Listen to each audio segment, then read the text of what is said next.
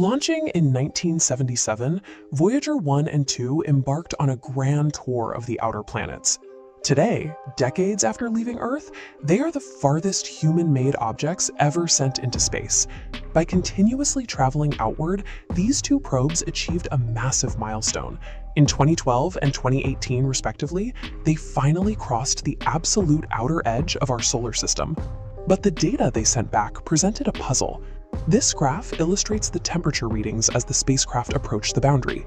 Notice the relatively flat trajectory that turns into a sudden spike right at the border, hitting incredible temperatures between 29,700 and 50,000 degrees Celsius. Because of this extreme thermal reading, this region of space was quickly and sensationally dubbed the Wall of Fire by the media, which creates a rather obvious physical contradiction. How exactly did two fragile pieces of 1970s technology fly directly through a 50,000-degree inferno and survive completely unharmed? To understand what happened out there, we have to let go of our earthly intuition about what a wall actually looks like, and what heat actually means in the vacuum of deep space. The answer starts right at the center of our neighborhood. We usually think of the sun as a source of gravity and light, but it's also actively exhaling matter. Our star exhales a continuous stream of plasma, a flood of protons, electrons, and ionized gas radiating outward into the dark. As this material pushes out into space in every direction, it inflates a massive magnetic bubble around our planetary system, known as the Heliosphere. We map this scale using the astronomical unit, or AU, the distance from Earth to the Sun. Tracing outward, the bubble's front stops at 120 AU. Opposite that, it stretches back 350 AU, forming a massive teardrop shape. That exact outer perimeter is called the Heliopause. It's the physical line where the outward push of the solar wind finally loses its strength and crashes directly into the incoming gas and dust of other stars. When Voyager 1 and 2 crossed this line, their instruments proved that this border is not a solid object.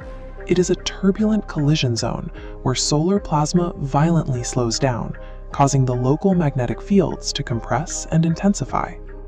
So if this edge is made of slowing plasma and magnetic fields, why did the probes register the environment just outside of it at 50,000 degrees?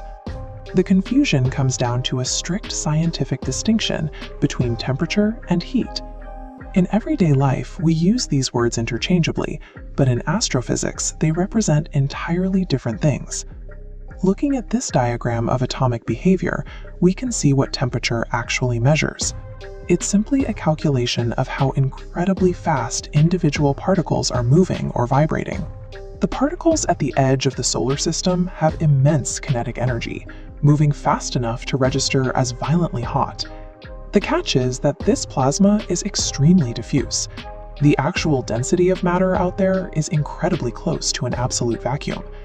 Because there are so few particles in any given cubic meter, they rarely strike an object passing through.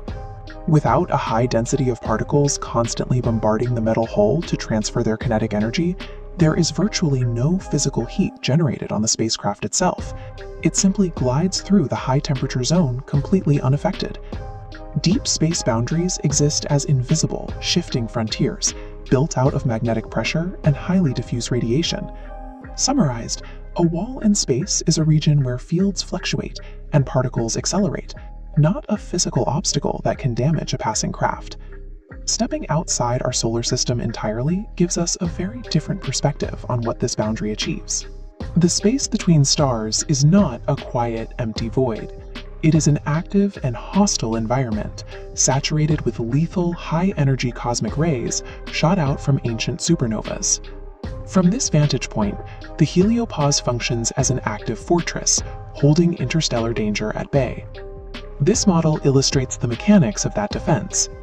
By constantly pushing outward against the interstellar medium, the Sun's heliosphere catches and deflects roughly 70% of those incoming high-energy cosmic rays. Without that outward pressure deflecting the worst of the galactic weather, our planet would be bombarded by sterilizing radiation, making complex biological life virtually impossible. This invisible shield at the edge of our neighborhood safely shepherds our planet through the harsh conditions of the Milky Way.